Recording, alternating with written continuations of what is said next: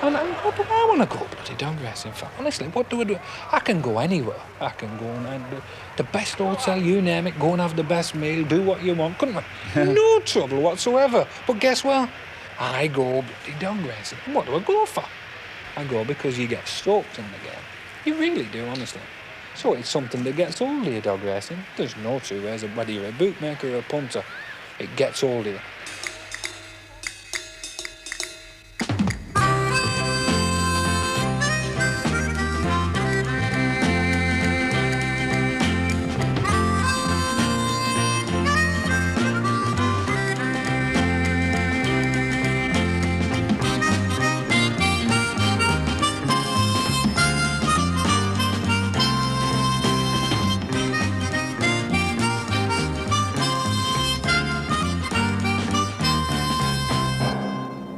Some people like to go and drink beer.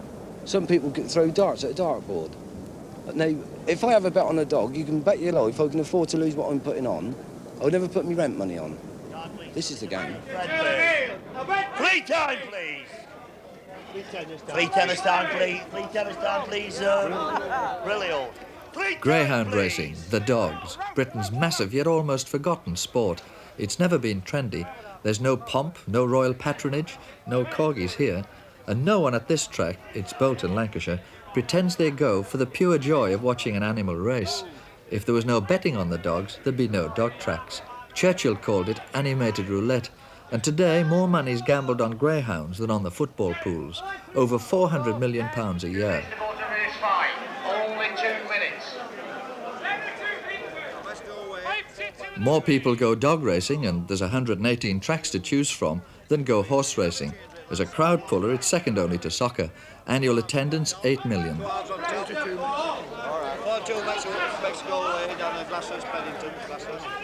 Irish Benny, £2 to 194. But greyhound racing's split in two. There's the official tracks, governed by the National Greyhound Racing Club, with a 146-page rulebook, and the unofficial tracks. Bolton's one of them. Flapping tracks, they're called, though no one knows why. Here it's a free and easy game of bluff between the bookmakers, the dog owners, and the rest of the punters. Evens on the reel. The dogs decide who wins the money by chasing an electric hare they'll never catch. A man at the controls makes sure that the hare is close enough to entice the dogs, but not so close that they'll ever catch it. It hardly seems fair, and the occasional dog that gets bored with the deception is no longer any use for racing and might be put down. So maybe the wise dog, who knows a good home and a cushy number when he sees it, simply plays along. Anyway, in 30 seconds, at 40 miles an hour, it's all over. For the men and the women who own Britain's 11,000 racing greyhounds, there's a dream of winning a classic race one day, and with it a fortune in betting, plus the prize money. And whatever happens, there's always the bar to celebrate or drown your sorrows. Some men go to a track 5 nights a week. They breed and train their own dogs, back them to win, confident, like Ron Humphries, of making a living just by gambling on their own dogs. Is that really possible? Well, just look around you. I mean, a lot of them do. So, I mean, like, you can't just back 8 winners a night. It's just utterly impossible for anybody to come and back 8 winners a night. But if you back your own dog, and when it's right, and when you think there's a good chance, you'll make money. But what do you mean when it's right? Well, a dog tells himself, you see. I mean, they're like human beings, the dogs. And what I mean with this is, you see, some days they're off colour just like you. You could be fit and well today. In the morning, you get up, you have a thick head. Well, when you let a dog out of his kennel in the morning, you can tell what he's like. He's bouncing, he's happy. And next morning, he'll probably come out, he's just a little bit off colour. And they tell you, though they can't speak to you, you see, they tell you with their actions and how they're feeling. I mean, there's lots of these dog lads know, you see, they know their own dogs, and they know what mood they're in, and this is it's experience, really. You can't define it, it's something you just know. Have you got a dog running tonight? Yes, I have a dog running tonight. Which one Silver Knight. Is it going to win? Yes. Oh, no, then that's telling everybody. Are we to have a bet on it? Yes, you can have a bet on him, yeah. Oh, he's trying, put it that way. Silver Knight? Yeah, Silver Knight in last race, yeah. So, I mean, he's a fur dog. He's one I've bred myself, like, you know. He's just 2 years old now. Will you have a bet on him? Yes, I'll have a bet. How much are you going to put on? £50. Just like that? Just like that. Yes. 4 tennis silver night, Nelly John. No, not right. Once people know that an owner intends backing his own dog heavily, there's a rush of money to get on before the odds sink too low. Our interview was overheard. Word was out that the dog was, as they say, really trying. Ron Humphries seemed confident, so we decided to have a flutter ourselves. Rock right, 5, 10 ticket 30. Rock right, 10 penny, 2 ticket 31. Temper down, Jack, there's no danger. But the information proved misleading. By the back straight, it was clear that Silver Knight wasn't going to win. The dog wasn't even placed. So there goes a £50 bet, and a bit of our money too. But greyhound owners soon forget their losses. Their talk is always about winning. And away from these flapping tracks, the dogs are one of the family. Home comforts, a balanced diet, and for Edie Crompton, who races dogs with her husband, it means a lot of extra cooking. But just being a punter wouldn't be enough for her. Well, if you have one of your own running, you will thrill as you can't explain to anybody unless they actually keep them themselves. You feel it's your work. You've actually got that dog prepared and fed it and looked after it, and it's something that you've achieved off your own bat, you know. So that's why we do it. Perhaps we're a bit silly, but still, we get plenty of pleasure out of it. And it's our life, and we all go together as a family, so can't have no more than that, can we? But do you win money at it? In the long run? Yeah, we do, yeah. If I get a bill and it wants paying, we have one that goes in and wins and it'll pay that bill, so we're satisfied. We don't go in for big money, we don't want big money. We try to pay our road, and then we have this just as an hobby and an interest. And if it just manages to cover itself and pay for itself, well, we're happy. We don't want to be well off out of it, because when you start getting that you want to be well off, that's when you start going back and going further in instead of coming out, you see. So we're happy we're in the happy medium, and we're quite happy as we are. Dogs know themselves, the dogs are happy, and that's it. Well, you've got a dog running on Friday night, Yellow Ribbon. That's right. At Blackburn. Yeah. How do you fancy the chances of Yellow Ribbon? Well, he's only a puppy. I fancy him very strongly, but he's only a puppy, and it's got to get in their head before they know where it is, so you can't bet a lot on them. Is he going to be trying? Oh, yeah, he'll be trying, yeah. Just told you I don't have electric bill once paying. He'll be trying, yeah. But are you seriously saying you can get your bills paid like this? With Yeah, him? yeah. Oh, they know because we talk to them, you see, and tell them before we go out. Yeah. I mean, you do prepare it. I mean, you have to do. I mean, I couldn't go and give it a big, all this food, and then take it to track and expect it to give me his best. So you've got to say, right, we're preparing him for that race tomorrow night, and we're hoping that he wins, and you go down and you hope that he wins. But what does that mean, that you're preparing him for the race? Well, how am I going to explain this? You see, if you're getting a dog ready for a race, well, we do, we build it up. We give it vitamins, we give it extra little things that will build it up, that'll get it that little bit extra fit, you know. What sort of little things? Well, we give it iron and wheat germ, and I'm giving you my secrets. I'm going to have them beating me with my own secrets. Different things, you know, like to build the body up and get them fit.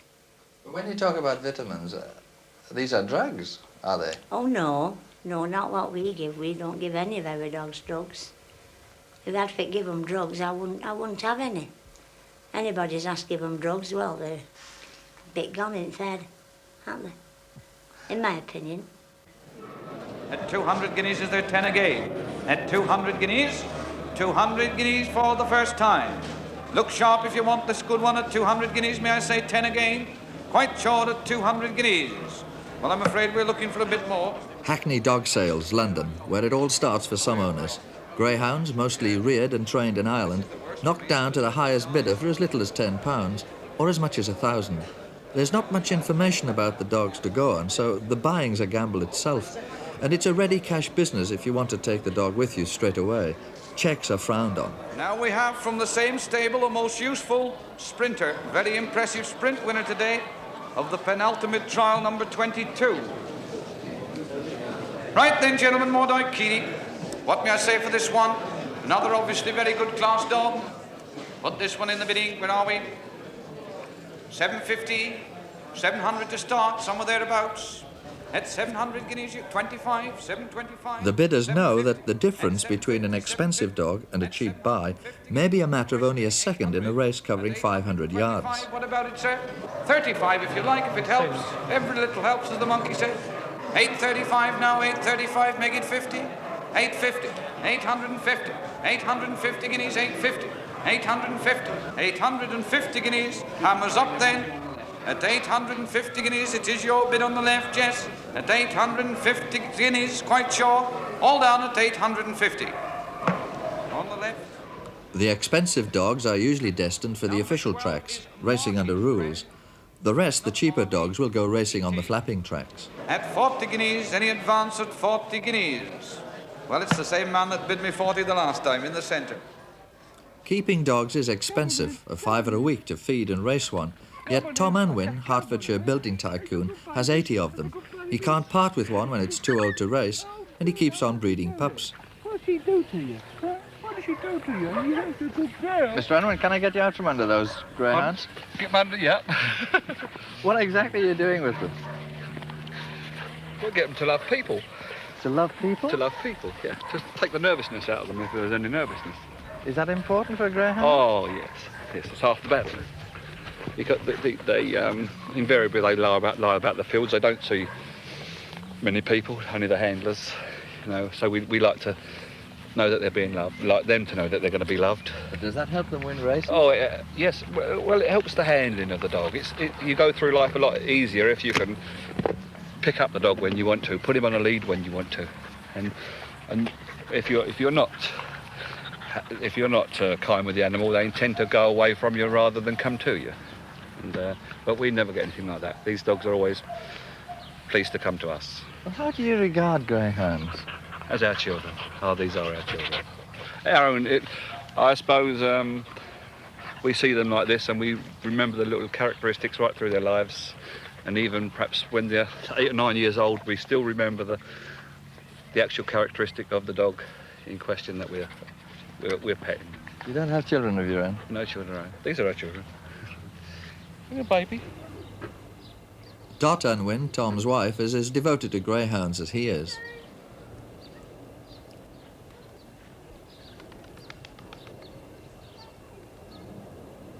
She spends every day feeding and training them. 3 nights a week she goes racing. Greyhounds mean everything to them. I think it's the most lovable animal on this earth. It's just a characteristic about the greyhound that doesn't come with other animals. If you have a greyhound for a pet or one round you, it wants all the loving that you can give it. There's no meanness. They're absolutely fantastically safe for children. You never get a mean greyhound. They might bark or are a bit nervous, but there's nothing mean about them. Broadly speaking, greyhound racing is under 2 codes. One is the NGRC, which these are called licensed tracks. This is racing under rules as they have it. Yeah. And on the other side are the independent tracks, the flapping tracks, the outside tracks as it's called. There's independent racing and there's NGRC racing. The independent want nothing to do with the NGRC, and the NGRC want nothing to do with the independent tracks. It goes for the owners the same, because the owners of the dogs that are run, or we can say 80 or 90% of the owners that are run on these independent tracks are the small man that takes his dog, and 60% of them are lying on the bed with his owner. He's loved and he's really taken care of. The whole family look to this dog as their hero when he goes to the track. If he wins, oh, it's absolutely wonderful. I know, because I've had the feeling when I was a child, and it still goes on today. There's no difference. If you went to these tracks today, they're no difference as they were 50 years ago. it's a different feeling. But And the official tracks? And the official tracks, you pass your dog over, you have nothing to do with it. It's trained by a trainer. The trainer is paid an incentive bonus for the number of runners. So if your dog has been injured 3 or 4 weeks ago and they bring him back to a race tonight, he may not be fit. But whereas if that dog was in your own kennels, there'd be no way in which you would put that dog round while he isn't fit. Is he running tomorrow? No. Under the central kennelling system operated by the big tracks, dogs must be handed over to the kennel staff. The personal attention of the individual owner is impossible. It's bulk feeding here. The owners are owners in name only. They rarely come to see their dogs, and if they do, it's by appointment.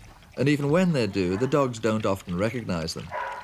The absentee owners pay for the dog's upkeep, and on race nights, they have the satisfaction of a personal interest in their performance. Keeping all the dogs under one roof is a convenient way for the tracks to make sure there are enough dogs to meet their needs. The difference between this collective kennelling and keeping a dog at home is one of the main differences between the official and the flapping tracks.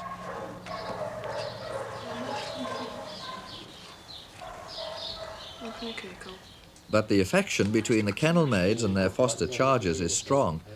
Here you don't even have to clean your own teeth. Race day at Walthamstow Track, London. It's privately owned, run under National Greyhound Racing Club rules, one of the richest, most successful tracks in Britain. Hours ahead of the racegoers, all the dogs arrive together. Somewhere among them, Shaney, a dog owned by Tom and Dot Unwin. They come from the central kennels under lock and key before going through a ritual of checking and testing aimed at giving the punter confidence in the quality of the racing, a conscientious attempt to make sure that the dogs haven't been got at. The greyhounds know the routine, even respond automatically and accurately, well, fairly accurately, to the call for a urine sample. It's needed for the chromatography test, which can detect certain forbidden drugs in a dog which could affect its running.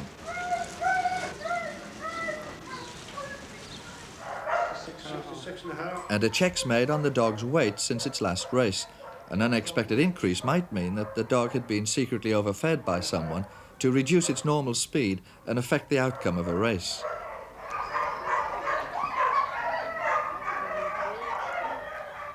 A veterinary surgeon checks the dog's fitness, feels for injuries, bruises, sprains, watches its gait and checks its turn.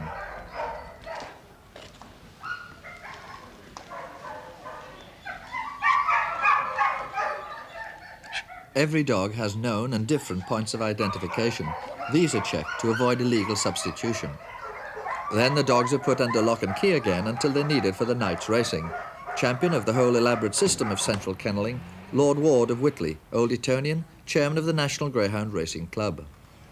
We've found that this system of central or almost central kennelling does give us better control over the security of the greyhounds in it. That's the first matter. And I think that the public have confidence in that.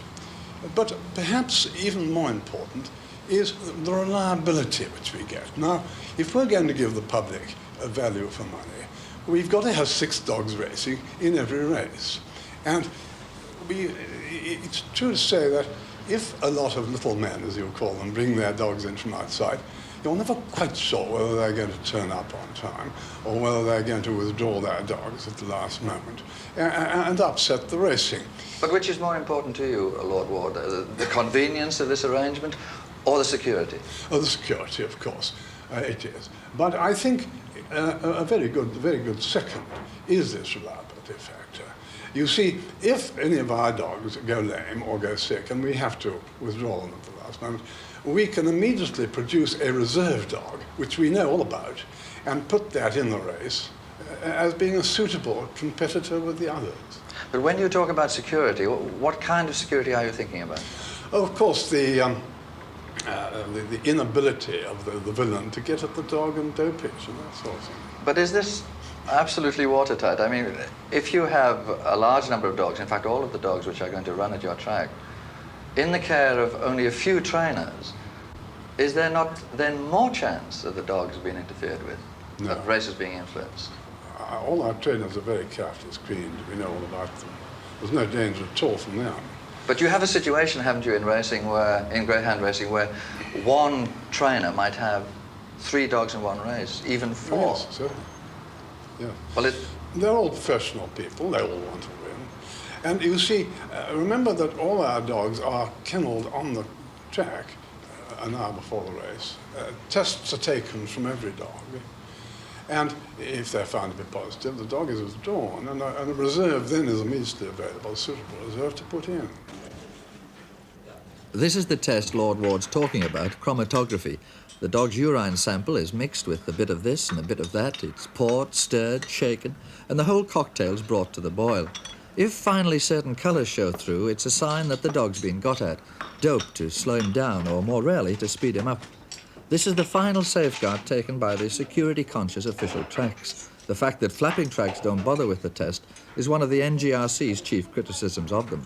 It's a procedure that's carried out at all licensed tracks, but it's not without its critics. Chief among them, Irishman Paddy Sweeney, veterinary surgeon, former trainer, freebooter of the divided greyhound world.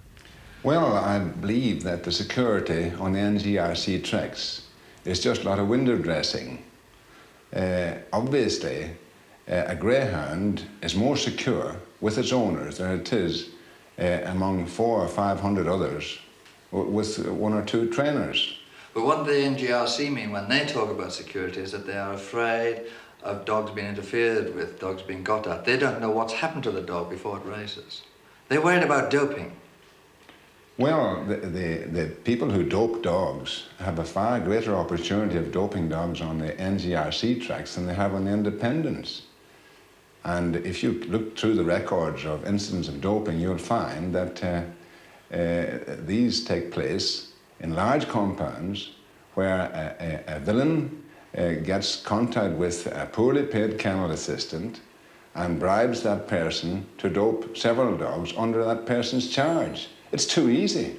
Whereas on the independent track system, it'll be very, very difficult to dope several dogs in the one race because one may come from Bolton, another dog may come from Manchester, another dog from Cheshire, and one from Birmingham, and so on.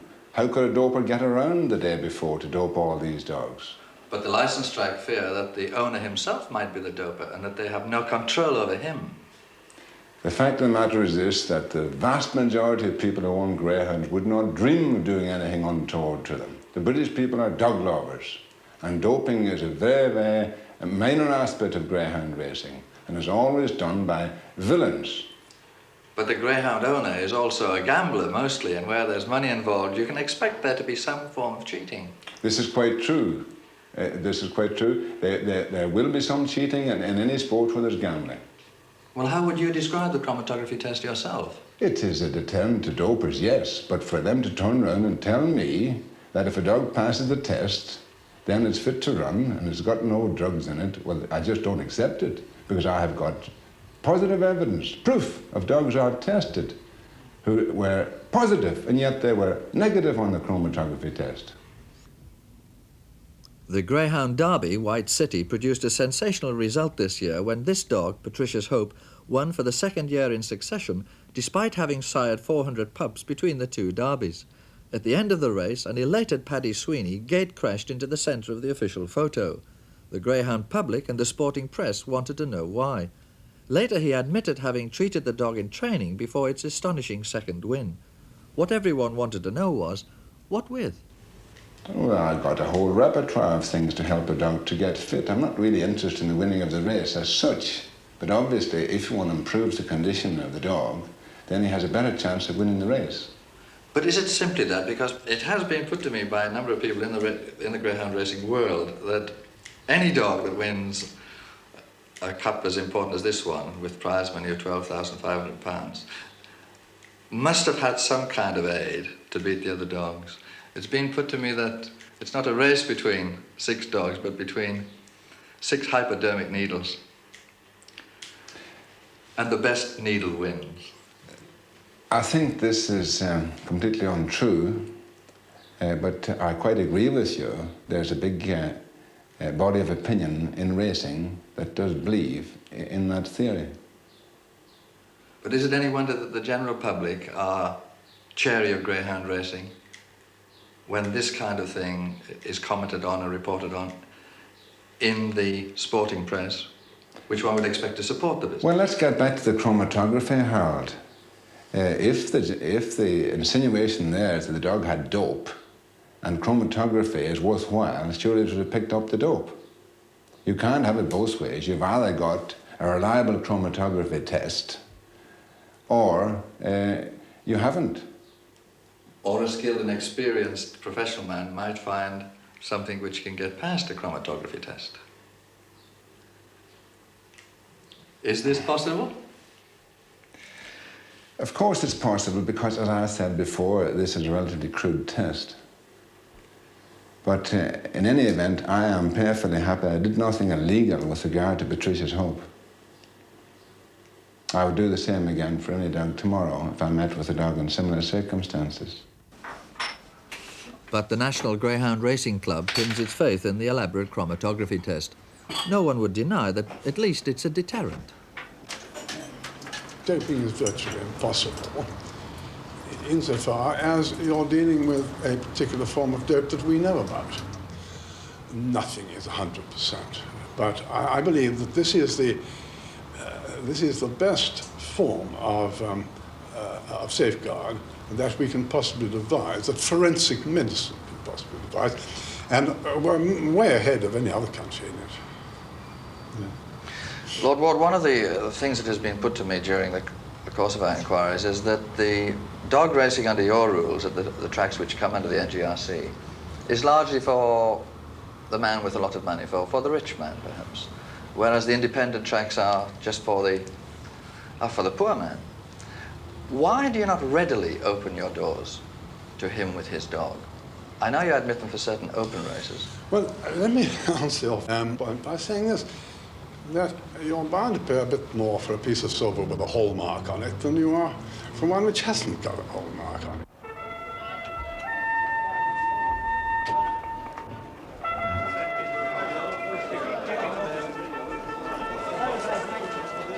Hallmark racing, hunting horn and all, Walthamstow track gives dog racing showbiz treatment. But as at every track, it's the betting that brings the customers in. And so the whole family can come. There's even a playground for the children. The expectancy at the start of a night's racing is almost unbearable. The winner-to-be is in front of you, but which of those 6 dogs is it? Everyone else has got the same problem, but that doesn't help. Hello, Fort Valley Oakfield. Hello, Fort Valley Oakfield. 4 ponies. 4 ponies. 8 races to come. 8 chances to make a mint. Who knows, in 2.5 hours from now, you could be going home with your pockets bulging. The track management wants a close, exciting finish to each race. So the dogs are graded, that is, specially chosen to do the same time. So finding a winner is almost a lottery. Any dog might win. But even if you're sitting on the posh side, remember, 5 must lose.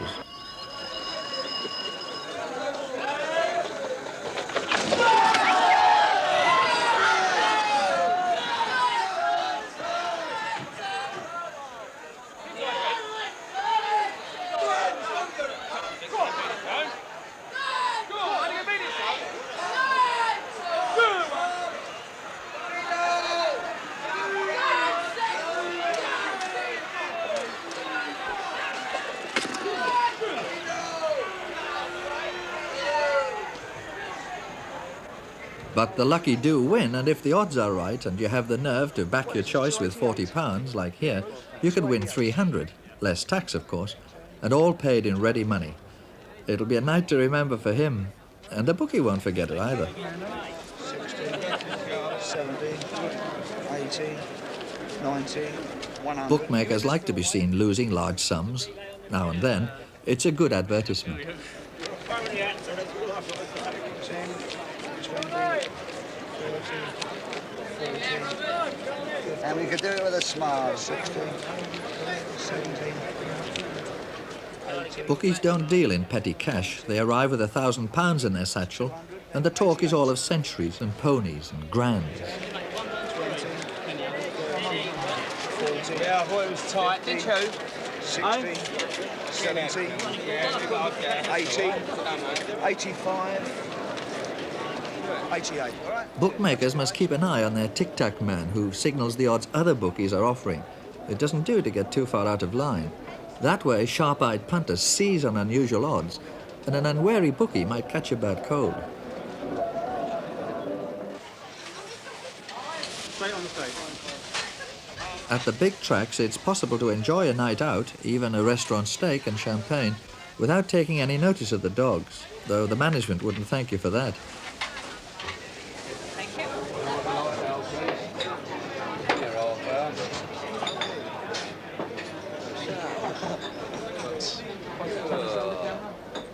There's only 15 minutes between races, and the trick is to catch the barmaid's eye.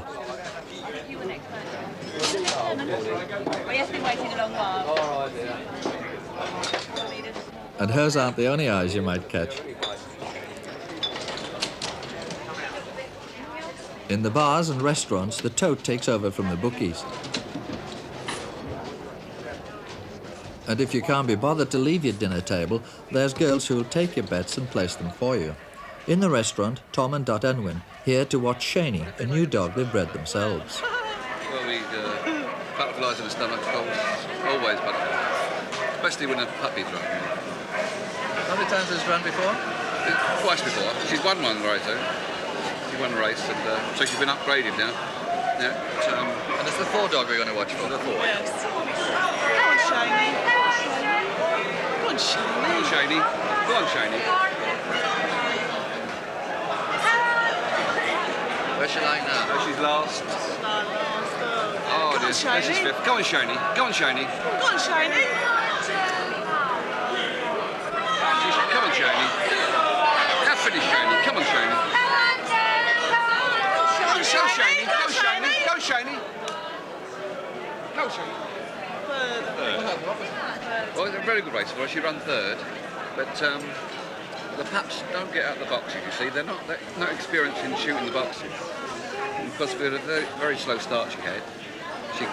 She'd run round, the first bend last, the second bend the same, but then she started catching them on the back straight, and she ran in 3rd place at the winning post. Well, she's only a puppy. What do you think you'll make of her? Well, we've always got our hopes, but she'll definitely, without doubt, be a good staying bitch, even open class staying bitch. No owner will ever blame his dog, not in public anyway, and certainly not the Unwins. And, but she was trying hard, you know, she was getting out there, putting a strong finish in. And is this enough for you? With her. Yes, being so young, yes. You know, if she was an older dog, more experienced, well, perhaps I might not be so happy. But I thought the essence of this game was to win the race and to have a bet on it. Well, yes, but you see, they can only win the race if they're graded to win a race. Owners are always optimistic, but this greyhound, Dolores Rocket, turned hope into reality for the 3 White brothers, London East Enders. Their dream came true when the bitch they'd bred, as newcomers to racing, won every major trophy and a small fortune in prize money in less than 10 months. She won, as I did, 2 classics, the Derby and St Leger. In between the Derby and St Leger, she won the Essex Bars. She won the Puppy Championship, the Puppy Oaks, 3 Spring Cups, and a total of nearly 16,000 and £1,000 worth of trophies. No one was prouder of Dolores Rocket's success than the brothers' mum, Millie White. It's 2 seasons since those heady victories, but she still can't get used to it all. Can't really believe it's true, can you? You know, what she done. And he used to get her on the settee, and I would come and pat her on the back and give her a little kiss, and say, "You're going to win for us, going to win." And I used to follow him down the pathway to the car, the old car, we only had an old one then, and when she got in the back of the car, he'd give her a little pat, and then he used to start up and say, "Lynn," say, "Yeah. You're going to win, you're going to win." "Think so?" "Yes, yeah, you're going." And I was sitting on the settee when he go, "Another cup, Mum." Another cup. He'd come in like that. "Another cup, Mum." Every time he'd come in, cup.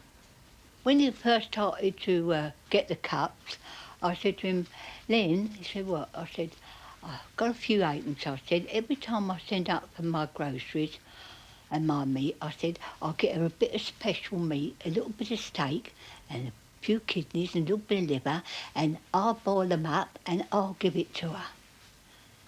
He said, can you do that, Mum? I said, I'll try, I'll do it, yeah, I'll do that. And I used to do it twice a week and give her that little bit in that little dish. But I don't think it was that. I think it was really a gift. I can't see it was that really, because I've got lovely meat over there now. So I can't see that it was that, you know. I really believe it was a gift from God. I do. Dolores Rocket was the last pup in a litter of 11. She was never last again. For the White family, it was a giddy round of always winning. Finally, they beat Britain's best. She won the Greyhound Derby. And we couldn't realise that she had really won, you know. They all come and patted us on the back and give us all...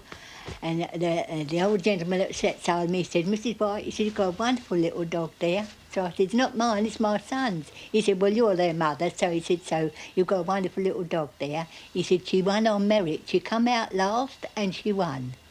And she did. She come right out last. And she come right through and she wheeled away right through the winning line. When she come round the corner, I was looking like that. And I see her just come round the corner with another dog and she come right past it. Supreme fun. I couldn't really believe it myself, you know. I couldn't believe that she had won. And, but people come and patted me and cuddled me and all that when I was up in the stands, and all the people down in what was all the people that all the men all was round, you know, they all turned around and said, now we'll give your 80-year-old mother what's up in the stands a good clap. Did they do that? That was wonderful. That was me. Hmm? What, everybody in the stadium? Yes. Lovely, wasn't it? Beautiful. Well, you couldn't say how joyful it was, you know. When we had to walk round the track with the dog, you know, and you had people coming up and telling you that they had pounds on and £10, 100 to 1, and they've won this and they've won that, you know. It was marvellous. And shouting across the rails, it was really marvellous feeling. I mean, the meat man that bought them presses our meat, he won £1,000 on it, and after that we got free meat for that week. But Dolores Rocket was quite young when you had to retire her. What exactly happened? Well, she went through to the Cesarewitch, trying to win the third classic of the year. She went through first round, second round, the semi-final, unbeaten. Then, come the final, she was hot favourite, and she got out a bit fast with one of the little bits of undoing. She got out a little bit fast that night, and she was pinched back on the first bend, but coming out the second bend, she was going twice as fast as anything else. Then, come to the third bend, she just got behind the leader. Now, she was a terrific finisher. No dog could live with her from the third bend, no dog. And she's just on the point of which way to take, on the outside or the inside, and somehow she must have just trod the wrong way, and of course she stopped dead and went back through the field and finished last. And when we got her off, inside the leg was all blood red, and that was a torn muscle. The vet said she torn muscle. So anyway, we had her away, and it was a 2-inch tear in the muscle. And to do an injury like that, it's very rare you get back on the track again, anything like that.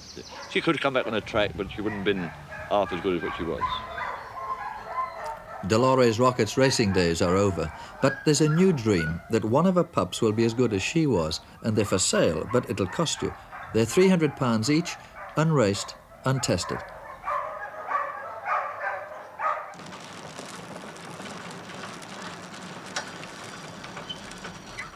Racing is not all it might be at Aylesbury Bucks, where the racing is unlicensed, uninhibited, a makeshift meeting that satisfies some men's need to race dogs.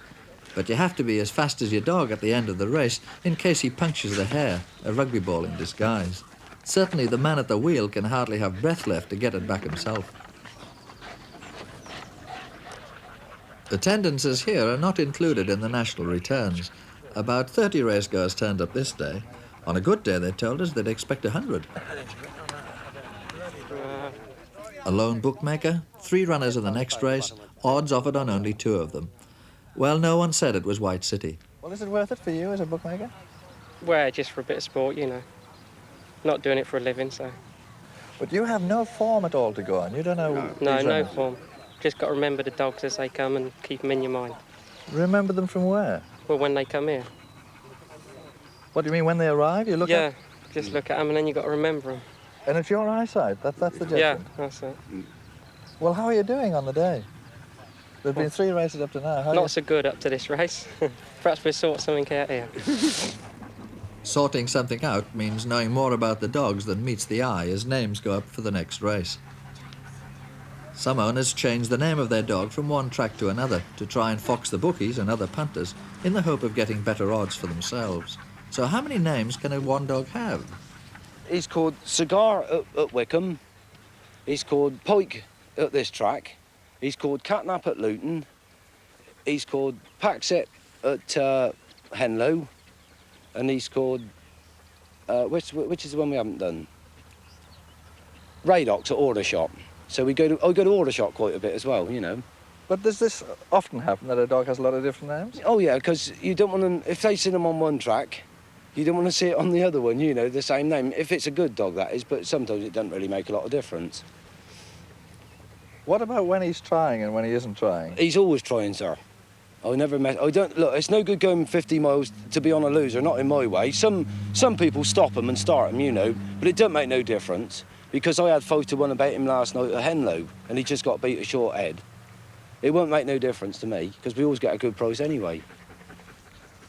It's a long walk to the starting traps in the next race, but someone has to take the hare back. In charge at Aylesbury, Mick Morley. Now, you are the racing manager here. Yes, yes. What does that mean? How many jobs do you do here during a race meeting? Well, I work hard, I cut the grass, I turn the wheel, I shift the traps.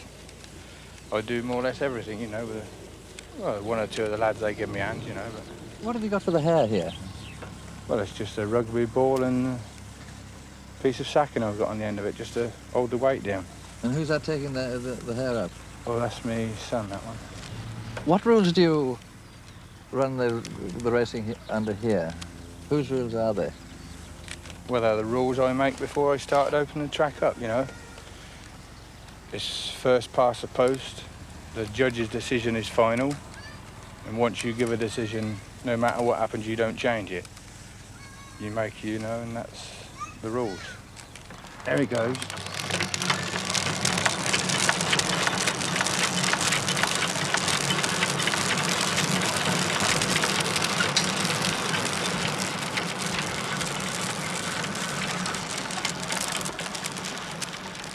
Four dogs were entered, 3 started, 2 finished, and the name of the winner?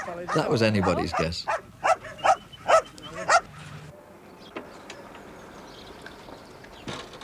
Back in Bolton, the Cromptons still have that electricity bill to pay, and Harry Crompton, Edie's husband, lets himself out early to walk his dogs for an hour before he starts factory work at 7:30.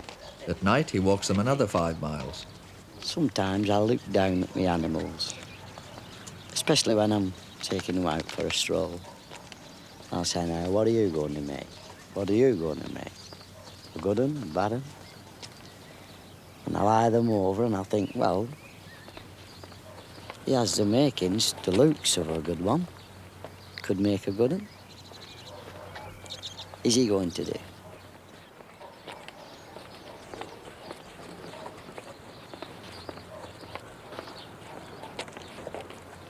Walking the dog is a contented dog. By taking that animal out and letting him see the outside life and bits of things that moves, it puts him alert, it puts him more contented and more ready for his food, and he will rest himself better in his kennel, providing he gets took out 2 or 3 times a day. Whether it be far or just a short bit of exercise, whichever you think is required, according to your own judgment. On the best days, well, it's grand. Days like today, for instance, summertime, you get away from it all, it relaxes you away from your work and makes you feel ready for another day's work. And I really enjoy it. I like being in the fresh air, and I know my dogs is enjoying it. Sometimes when I come, especially early morning, I've seen hares and rabbits where we are now. And, of course, it puts the dogs on alert and ready for that alertness that they should show on the racing track. Walking an animal makes it feel happy, and an happy dog and a contented dog is always a winner, providing it's treated right and fed right. And all them little things helps to pull the best out of an animal, if he's got it in him. Tonight we'll decide if all the early morning workouts are going to pay off. The Cromptons are taking Yellow Ribbon to the track, and that means the best suit for Harry and a hairdo for Edie. What do you think about his chances tonight? Well, I'm hoping that they'll win. Come on, bring them. Bring them. He's tipped, hasn't he, today in the papers? Yeah, he is, yeah. I fancy him a bit. He will do his work as he should, but he's only a puppy and he can act a bit foolish. So we'll just keep our fingers crossed and hope we come off with a winner. But he is tipped for tonight, isn't he? Oh, he's tipped for tonight, yeah. But What do you feel about him being tipped? I feel great. It pleases me very much, but I hope he comes off and he's still a winner when he comes off. But the prize money's only £2 tonight, isn't it? Yeah. Not very much. No, it's not very much, but Are you still. going to have a bet then? Yeah, a little one. Just a little What do you call a little one? one. Fiver. You're going to have a fiver? Yeah. You think we should? Yeah. Put your shirt on. All racing dogs wear muzzles, and Harry insists on fitting yellow ribbons himself. He also insists on fitting the jacket. Tied too tight or too loose, it can easily affect a dog's running. Final two, Baker! Baker, 2.5 to 1. Not much money seemed to be going on yellow ribbon, so Edie probably got good odds. 1 to 10, Baker. 10 to 4. Baker, 4 to 10. Irish Benny, £2 to 1.95. Have you all done? You all done? Yeah, 10 bob Irish Benny. Irish Benny, 2 half 96.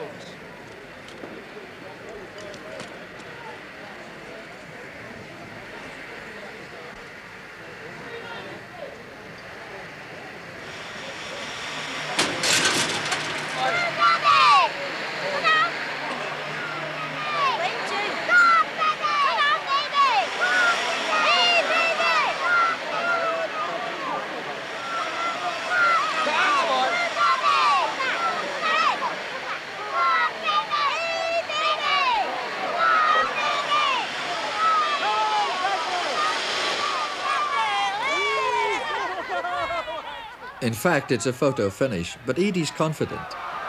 Well, you're right on the line, weren't you? You're in the right I saw his position. nose go over first. How long will it take for them to decide? Oh, second. Not be a minute. Not be a minute. Then What we'll was the go. number of the other dog? 3, I think, really. 3.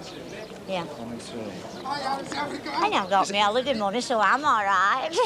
What price did you get? I don't know yet. I put it on with Bookie before he run, you see, so nobody would know. So he give me the best price that's been shown on the book. The best price that's been shown. If it's been shown at 3s, well, I'll get 3s. Well, this was a special arrangement you had with Oh, Bookie. yeah. Why was that? Well, soap punters wouldn't know as I were backing him, you see, because they would have watched me and made him favourite. Well, they keep their eye on you. Oh, yeah. Yeah.